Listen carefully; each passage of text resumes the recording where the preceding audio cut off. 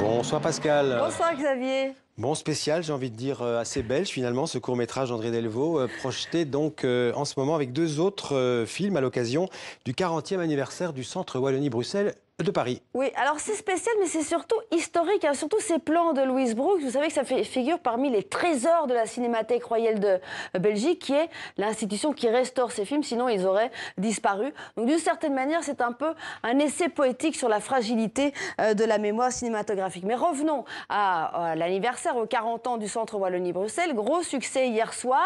Les personnalités politiques avaient fait évidemment le voyage de Bruxelles à Paris, notamment le ministre-président de la Fédération Wallonie-Bruxelles, Rudy Demotte, ainsi que des personnalités du monde culturel, belge francophone. Bien sûr, alors au programme, il y avait le cinéma, on l'a dit, spectacle, expo, DJ, lecture littéraire. On pouvait même se faire tatouer. Alors nous sommes allés dans les coulisses des préparatifs de cette fête, au plus près de l'équipe très dynamique qui anime le centre pendant toute l'année. Je vous propose de découvrir notre reportage.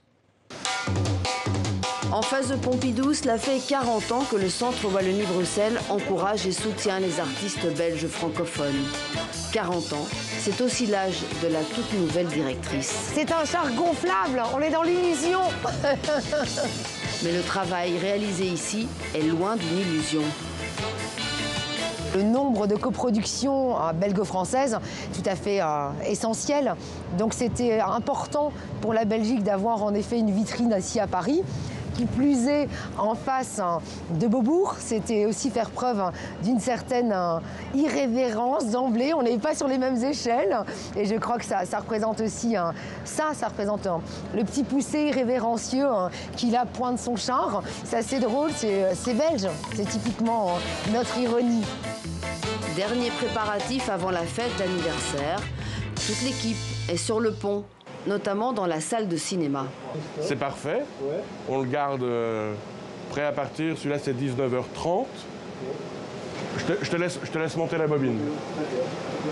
Louis est en quelque sorte l'agent des films belges. Il organise notamment des projections pour les sélectionneurs de Cannes. On est là avec Abdou pour soit les séances de casting qui se font dans la salle de cinéma, les projections en cours de montage. Une fois que le film est terminé, on a les comités de la semaine de la critique et de la quinzaine des réalisateurs qui viennent ici, dans la salle, pour voir les films belges sur grand écran. Le centre, c'est aussi une librairie belge francophone et deux conseillers en littérature qui ont du pain sur la planche. Il y a un critique littéraire regretté, Jean-Jacques Brochy, qui disait qu'il y a un écrivain français sur deux qui est belge, en fait. En réalité, c'est beaucoup plus. Pas facile de défendre sa belgitude en France. Simenon reste un grand classique. Hein. Autant Amélie Nothomb, on sait qu'elle est belge, mais il y a encore plein de gens qui pensent que Simenon est français. Il est 18h30, la fête bat son plein, les artistes entrent en scène.